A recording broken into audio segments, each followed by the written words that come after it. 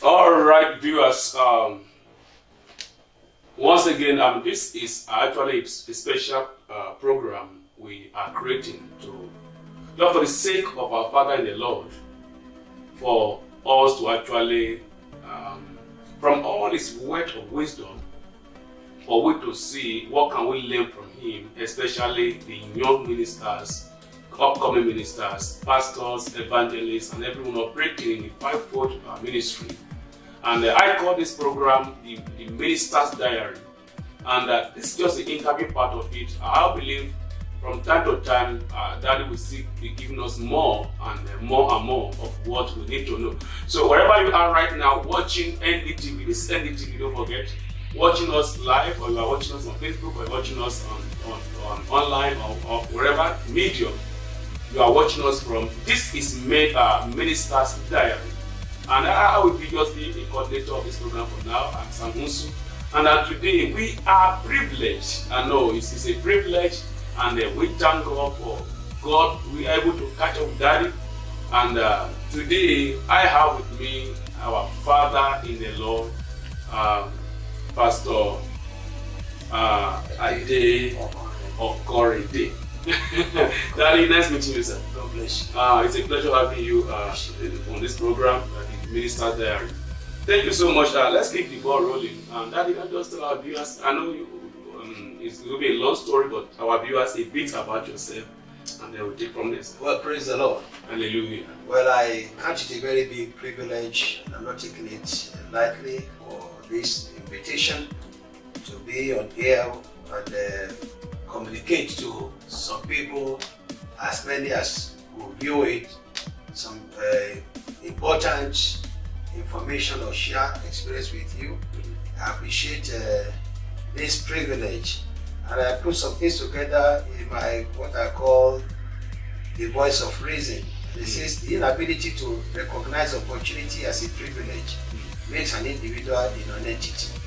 So I recognize this as a big privilege, and I pray that your ministry will continue to grow from one level to the other in Jesus' name.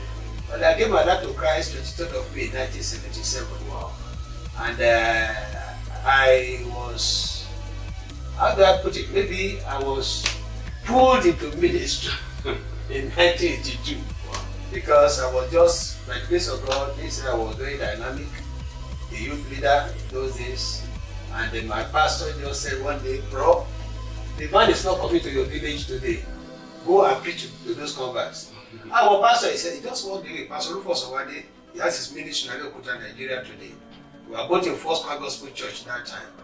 He walked away that day, and I was left with the idea of what you do with the people tomorrow. And when it was time for the man to come to pick everybody from the village to the city of Abeokuta, I told the people, the pastor said, I should preach to you. So the man is not coming today, and that was how I became a preacher. The pastor said. Pastor said I should preach to you. And that was it. That was the beginning of it all, wow. 1982. Wow. And since then, how has it been, sir? Well, ministry can be very exciting, and at times ministry can be like something you want to run away from. But the most important thing is the presence of God, His grace. The grace of God is a crucial aspect that will always sustain anyone in the ministry. So we need the grace of God. It's not by power, it's not by might, but by the Spirit of the living God. Thank you so much. I know, like you said, it can be so exciting, but also it can be so challenging. Yes, sir. And can you just tell us a few of the challenges you have actually gone through in the course of Sarah? Well, there are a lot of challenges. When you set out in ministry, you will have your mentor. And you have mentors. There are different categories of mentors. Some want you to excel, but never getting close to who they are. Some want you to excel, probably if you can at all match up with them, but very few want you to excel and go beyond the level of their own attainment. Wow, viewers, I believe this is a very powerful word to listen to. Continue, sir. So, where you have a mentor who does not want to excel above him or her, very soon, if you are the zealous type, your mentor will become a tormentor. And that is one of the reasons why you have some people starting with some people in the ministry and couldn't stay with them for too long. Because maybe the mentor doesn't want anybody to come very close or excel above their level. But I believe strongly that any leader or any successful leader, so as it were, the inability to produce a better successor will make such a leader a failure. So it is always better for your successor to be better than you. Because if the successor is not as good as the predecessor, then there is a problem. But unfortunately, very few predecessors want their successors to be better than them. It is all due to human ego. Not biblical at all. It's not biblical. So the moment, but if you check even King Saul, he never wanted David to excel. And Moses never recognized any so much important qualities in Joshua. It was God who said, consider the young man Joshua. So leaders, many times, they may not see some good things in you. But I thank God that by the grace of God, I gave my life to Christ on campus in those days. And I had time of fellowship on campus with the Deeper Christian Life Ministry. My very first, and that was a pastor, we called him Brother Kumi in those days. And then, by the grace of God, my very first pastor was Pastor Farombi, who was in the First Gospel Church, Surulere, in those days. He became my very first pastor after the conversion of my soul. I've been going to the church before I gave my life to Christ, actually. You know, I was a good soccer star, so I was playing soccer for the team. So soccer brought me to church. So, and then, the CRM, Christ Redeemer's Ministry, which is the ministry of them, called Brother Adeboye, the GGO now. So, through those three people, they happen to be my own mentors in the ministry. And I pray that I will always be a good product in Jesus' name.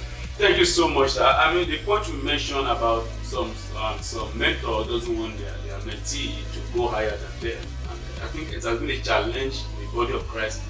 Before I actually continue, can we just throw more light on that? What can be done in that aspect? Well, you see, if you are not sure of yourself, you'll be scared of your shadow. So it's a basic fact. So you need to be sure of yourself. And you start to see it in ministries. When a brother leads prayer meeting or sister does something and it looks vibrant and a challenge.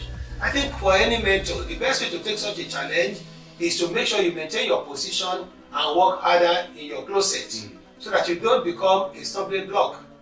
My own father in the Lord, at the GO, he said, if your mentor or your leader is not progressing, if he's not making progress, you are likely to run into him if you are making progress. And if you run into him, it's either you have a collision or there is a way for you to start track him and go.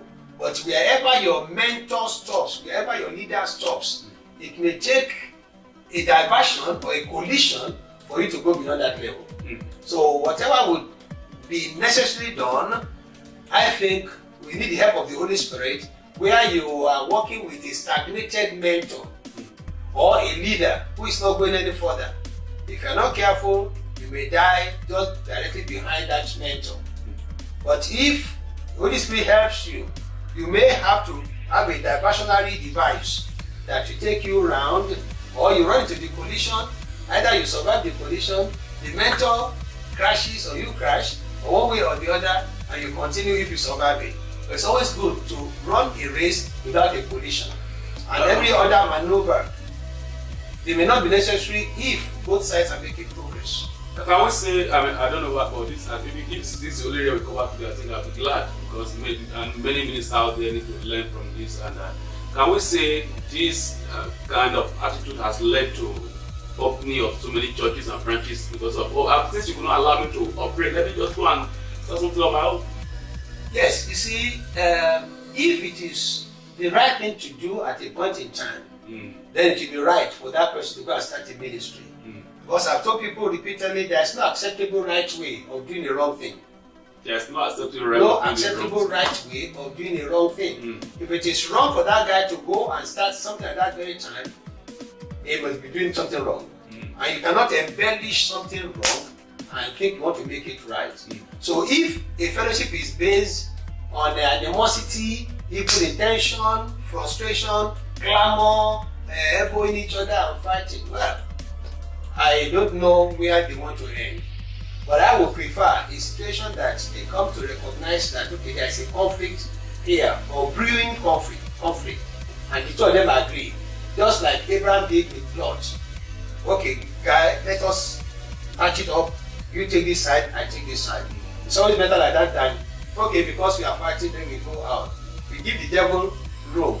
And this is the bedrock of the problem we have in Christendom today. Because that guy that goes to start his own ministry so as a tour, he wants to do everything to undermine the other person. Now, one way or the other, they lower the standard of what is expected. I mean, if when I gave my life to Christ, prime or the popular churches in those days was a Gospel Faith Mission, the First Gospel Church. In fact, the Redeemed was crawling behind them that time. Some other churches. So the Redeemed seem to have come to the limelight now, but then we were looking at, especially with first class.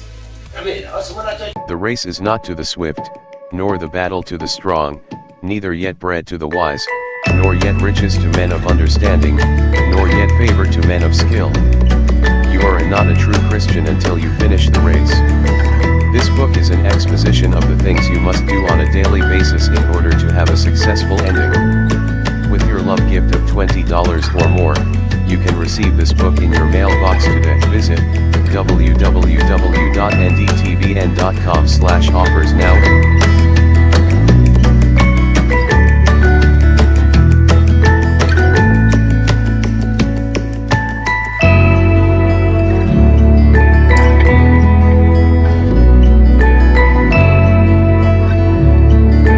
How will you feel when you know that someone is praying and interceding for you every day? That is how we hold our partners with high esteem, standing in the gap and praying for you without season. NDTV is God's plan to transform lives and help people to get their freedom from every form of oppression, walk in victory, discover their original destiny and the plan of God for them. Together, we can do far more than any of us could ever do alone. Become a partner today by visiting www.ndtvn.com/partnership, and you will be glad you did.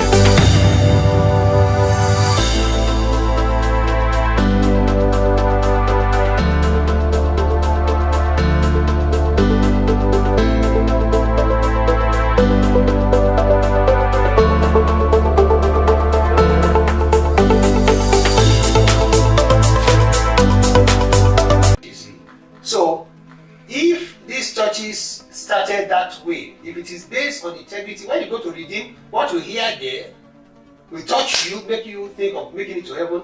You go to Deeper Life, you go to hear similar something. Assemblies of God, you hear something similar. Gospel Faith Mission, you hear something similar. So you don't just find it like just because start something there. But today, the guy that deflected from his leader, from his mentor, from his tormentor, goes to start something there, and he wants to attract both the good, the bad, the ugly. So he wants to water down the message. And if you check it out, let's be very free with ourselves.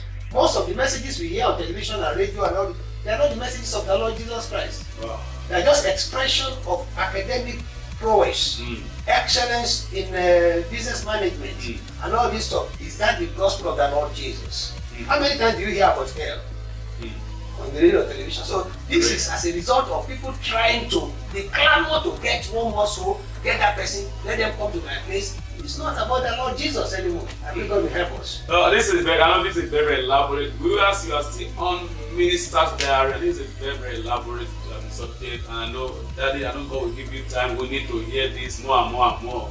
And I know if not today, we'll still come back and record you and they have more on this subject. We're still on the issue of the mentorship and the mentor and the mentee. I mean, how are they going? We see it as a conflict of gifts. Not really a conflict of gifts, but a conflict of ego. You see, there's nothing wrong. The fivefold ministry, as I was borrowed to the Ephesians brethren.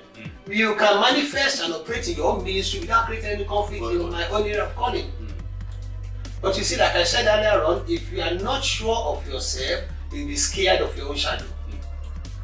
So in most cases, it's either the guy wants to protect, so as it were, his own so-called souls, which I don't know whether he own one, and then the project of the church or ministry. If this person goes, and if they don't want the people to go because they want to keep them in because of the ministry, not because they want to make them go to heaven. So it's all about ego. And what effect has this been having? Of course, we know it has having some effect on the body of Christ. But the effect is obvious. The standard is lower. When I was coming up in the ministry, I gave my life to Christ in 1977, like I told you. You see, a brother is vibrant. He's praying. The pastor is grooming him or her. They want you to be sound. Just mention it, you must be the right way. But now, he messes up with a lady in one church, he crosses over to the other church, and picks up another lady there, and mess up again, and they say, oh, you don't scold him, don't let him run away. If you keep him in church and he ends in hell, or you scold him, and he goes out of the church, and after some months or years, he realizes that, wow, I think I missed it, I better go back. Just like the prodigal son. Look at Luke chapter 15, verse 16. He says, when he came to himself, he may come to himself, but because nobody scolded him, nobody showed him the truth about the whole thing, he continues that way, he goes to hell. So the church is responsible for many people today whose lives have been messed up. Atrocities have been perpetrated in the ministry today. And nobody wants to stand up to say, stop this. But when I gave my life to Christ in those days, you come to church on a Sunday or even the week program, you will hear it every day. You have a choice, hell or heaven. And I believe the reason why we have a church, or why we come to church, is that we might make it to heaven. So the moment heaven is missing in the issue of the kingdom, then let's forget about it. I know where I happen to be coming from, and I don't want to go back there. I want to be sure I make it to heaven. Wow, because this is what we needed at this point in time. And this is the purpose why God established NDTV. We always stand for the truth, and just to make sure people hear the truth, nothing but the truth. And this minister diary, and I believe you are learning a lot today. So let's place that on what bedrock should a ministry start? Well, I will simply put it should be based on intimacy with God. Now, there are two words that have to talk about intimacy or familiarity. We have people that are very familiar with church activities, but they have no intimacy with God in today's so-called church. So, I put some things in my something. I think I could find some of them. Okay. So it is very important for every Christian to examine his or her relationship with the Lord. Check the level, familiarity or intimacy. Now, familiarity is a product of chance, circumstances and time.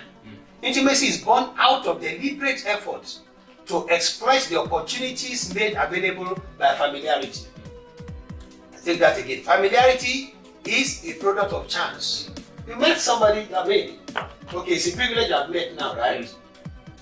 That is just familiarity. We have met, okay, we're discussing right now. If after this our discussion, I realize that, wow, this man is an asset to me, then I want to become intimate. So that's why I said that familiarity is a product of chance, circumstance, and time. Intimacy is born out of deliberate efforts to exploit the opportunities made available by familiarity. So once you're able to build on that, then you know somebody calls you to become born again, you give a lot to the Lord Jesus Christ, you are still just familiar with the issue of the church. But after that very day, John 1:12, it says, as many as receive it, to them they give the power to become. And I always tell people that you have not become a child of God because you answered the altar call. You are not yet a child of God because you answered the altar call. No, that is a mistake. But you tell them you are not a child of God, it's a lie. It is a lie. You have not yet become a child of God because you answered the altar call. Because the Bible says, as many as received him, he gave them the power to become. It is the power to become a child of God that you are given that very day. If you don't exploit that very power, you will just waste it.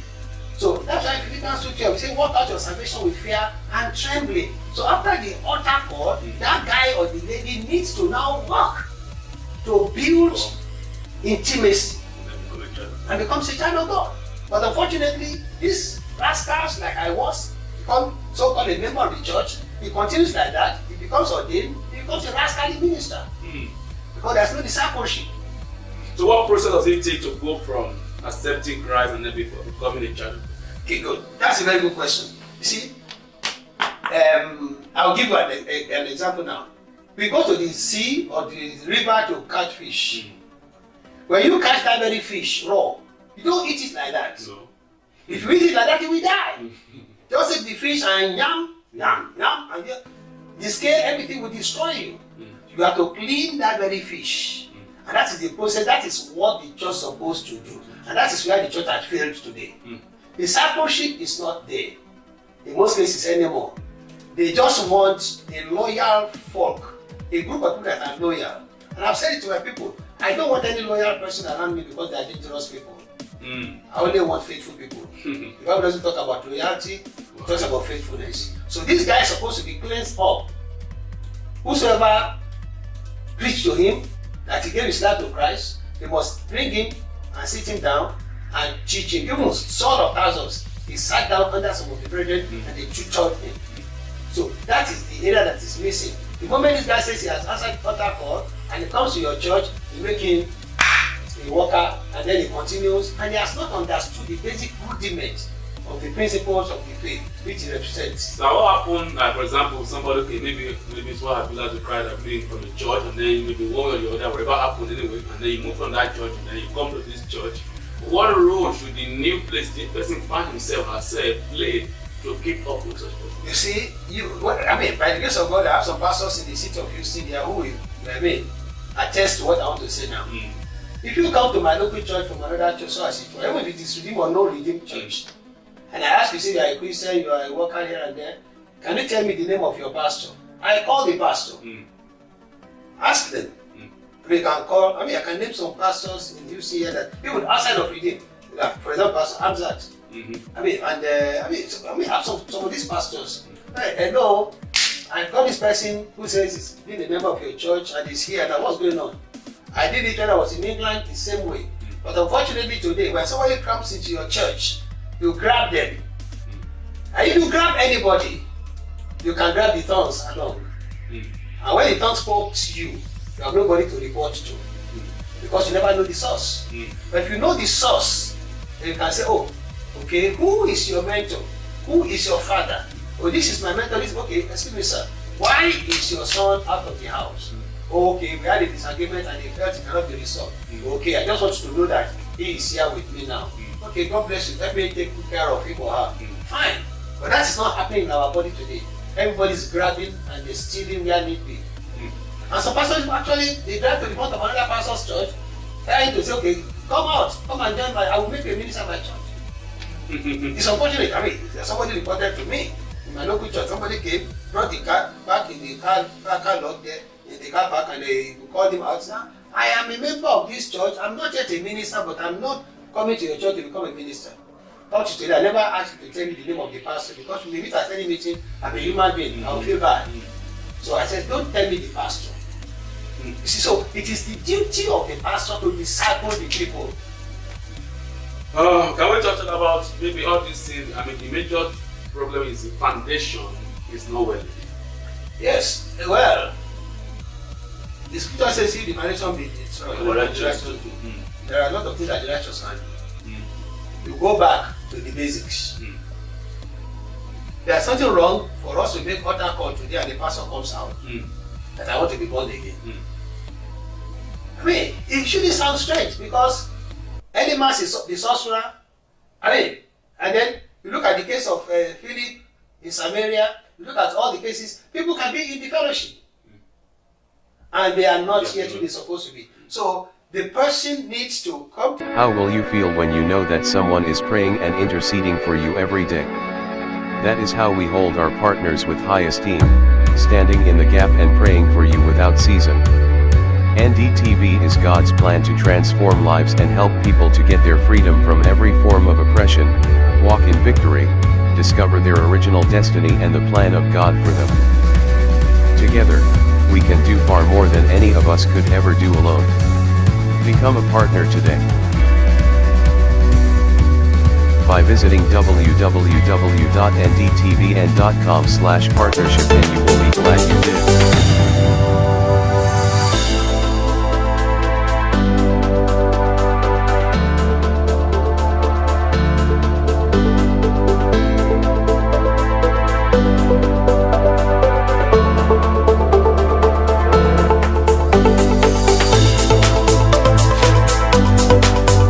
Saving grace, acknowledge it and move from familiarity to intimacy.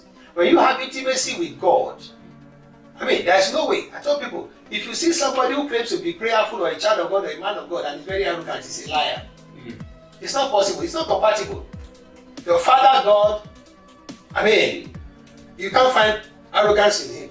Where do you get it from? You must have visited the camp of the devil. It is. Yes, sir. Can we just quickly look at some errors we have seen today and in the ministerial works, and how can they be corrected? The few ones, and then. Well, I know there are many of them. There are so many errors. Some of them can be corrected easily, and some of them may be difficult to correct. You see, if you find a lunatic on a dunghill, he sees every other person as out of their minds. He feels he's the only one that is wrong. The day a lunatic asks you, this jacket, does it match these pants? Then the insanity is getting So unfortunately, many of these people, they do not see that there is something wrong. But if they come to realize that something is wrong, this is not the original standard that is expected. But what do you sometimes we see scripture to back up our errors, and then we think, oh yes, those who go to hell will read the Bible. Those who go to heaven will read the Bible.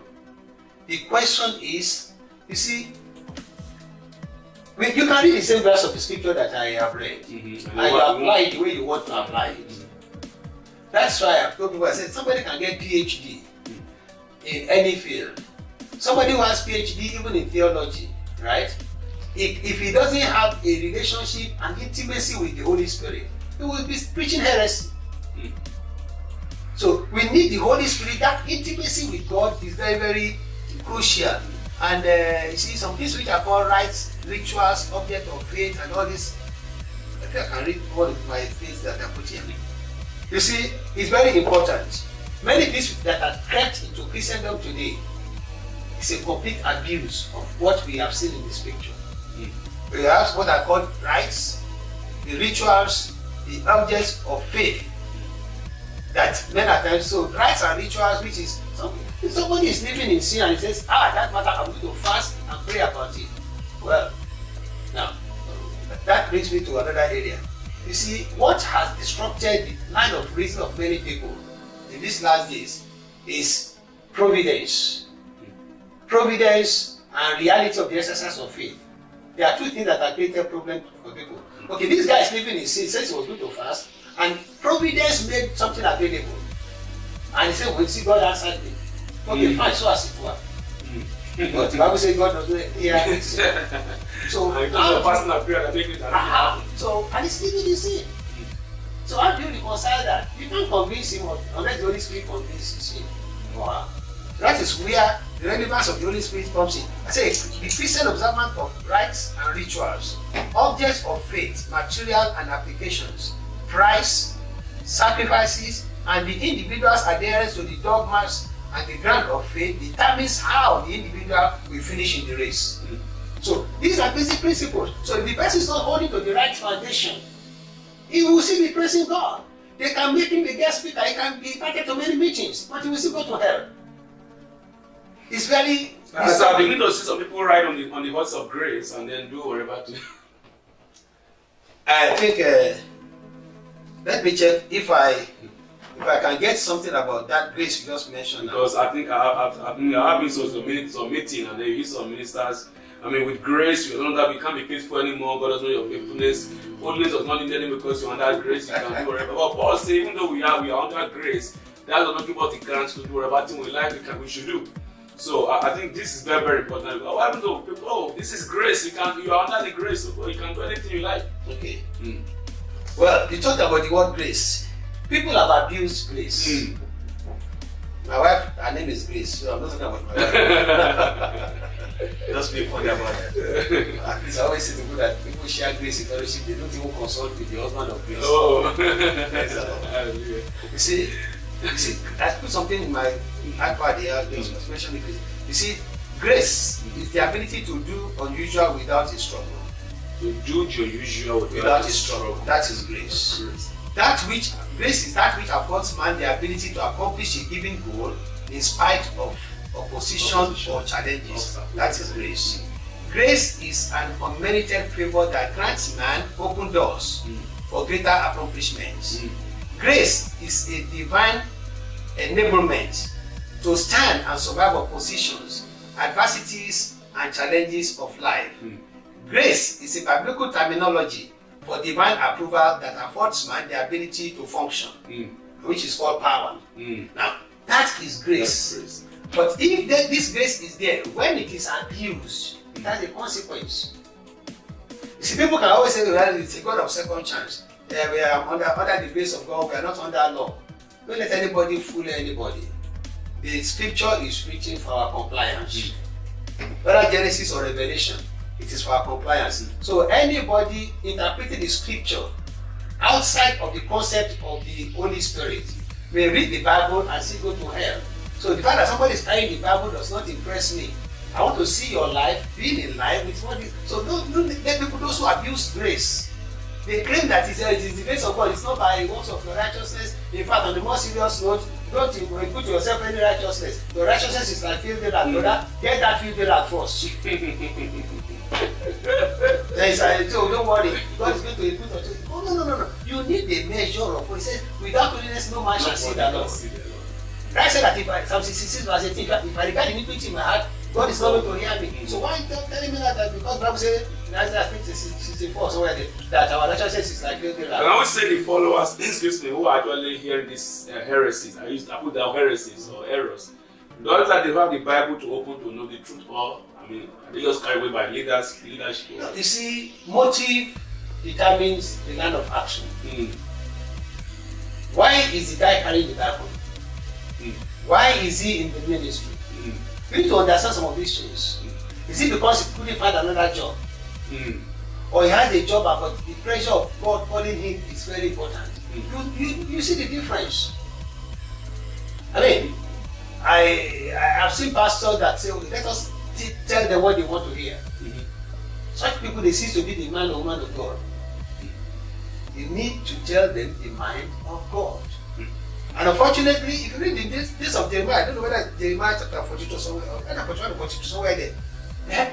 They told Jeremiah, tell us the mind of God. He told them the mind of God. He said, no, God didn't say so.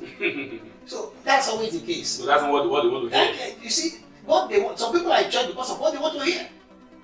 But if you tell them the truth, even the pastor, the best of pastor, if the word of God that goes from the pulpit is true, the best of saints will examine himself or herself.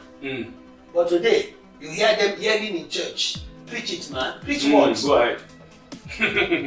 Have you seen a surgery going on? And the person that they are cutting say, cut it, man. Anesthesia is damaging the body. You will never say cut it, man. Because they feel you are not talking to them. They feel you are irrelevant to them. But the word may no impact in it. It may no sorrowful in them. It's not possible to impact. Because sometimes godly sorrow. And you see, I told my people, I said, it may not have to be sweet so as to heal, but it has to be sweet so as to kill. See, because if it is not sweet, it's not going to attract you to the point of being able to kill you. But if you know you have an infirmity and what they are giving to you, that tablet, that is why the pharmacists they try. They should have put some of these tablets, they put some film around it, they call it capsule, so that the real picture content, you don't experience it. When it gets inside of you, it will burst open and do the work. So it does not have to be sweet so as to heal, but it has to be sweet so as to heal. So any message anybody hears in church that looks so sweet, that doesn't make you examine yourself, it is a poison. All right, go. The Lord help us. Well, Daddy, I know you have other things to attend to. I think we need to stop here today. But if you want us to continue, we can continue. Yeah, well, we know we have to. But see, the reality is this. It is important for every Christian. When I gave my life to Christ in those days, when you come to a Christian meeting, when the meeting is over, you will see people kneel down, they will be praying. Father, what I had to do, Papa, have mercy on me, I don't want to go to hell. Father, we don't do that thing again. That compromise I do, we won't do it again, I don't have mercy. How many times have you seen that thing again? So something is wrong. The pastors, I'm a pastor, but many of the pastors, they are hiring. If you are a pastor, you tell them the truth. Don't say, let us tell them what they want to hear. And I pray, you see, we will take our stand and we make it to heaven at the end of the day in Jesus' name. We will not, you see, Matthew chapter 18 verse 6. It says, anyone that causes one of these little that believes in him to stumble, says it's better that the news to be hung around the neck and be drawn at the bottom of the sea. It's a scary scripture. When I read something like that, I'm so scared. I don't want to do anything that somebody who is going to come across me or do. No, I don't want to do it. Or, Jeremiah chapter 48 verse 10. It says, cause be he that doeth the work of God deceitfully, and cause be he that withholdeth his sword from the Lord. Wow. God will help us in Jesus' name. Can we just pray quickly, Father, for the ministers who are out there, for those who have been from error, and let God, maybe God open their eyes to know the truth, and then we can know the right way. Thank you, Father, Lord, open our eyes to see, Lord, insight into your word, that we will do the right thing, Lord, that we will not do anything in error. Father, help us, Lord, that we may finish well and finish, that your name alone might be given the praises, Lord. Father, we magnify you as the King of glory. We worship your name, Lord. We adore you, Lord. We exalt your holy name. Father, we give you all the praise. Thank you, mighty God. In Jesus' name. Amen. Amen. It's a pleasure having you, sir. And we look forward to actually. This is a very, very long teaching, and we really want. The race is not to the swift, nor the battle to the strong, neither yet bread to the wise, nor yet riches to men of understanding, nor yet favor to men of skill. You are not a true Christian until you finish the race. This book is an exposition of the things you must do on a daily basis in order to have a successful ending. With your love gift of $20 or more, you can receive this book in your mailbox today. Visit www.ndtvn.com/offers now.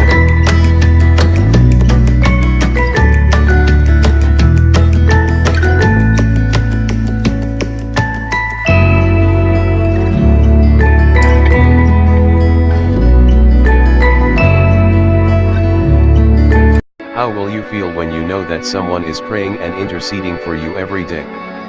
That is how we hold our partners with high esteem, standing in the gap and praying for you without season. NDTV is God's plan to transform lives and help people to get their freedom from every form of oppression, walk in victory, discover their original destiny and the plan of God for them. Together, we can do far more than any of us could ever do alone. Become a partner today by visiting www.ndtvn.com/partnership, and you will be glad you did.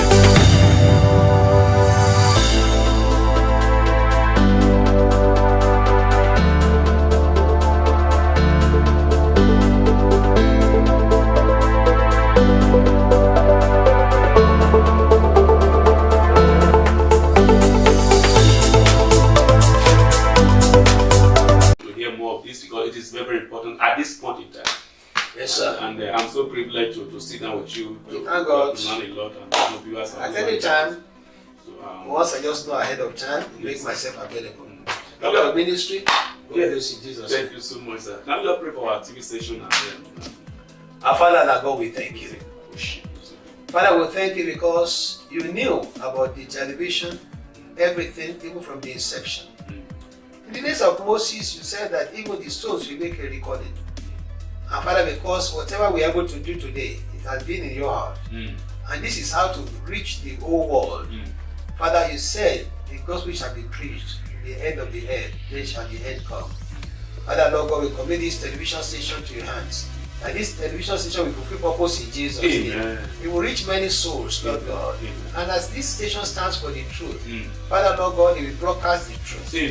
And your name shall be exalted. Souls will be saved. All those that have been deceived to think they are on their way to heaven, whereas they know it themselves, that they are living in diverse errors. They will make up their mind to retune their lives, make a U-turn where need be, they calculate where necessary, and finish well in heaven in Jesus' precious name.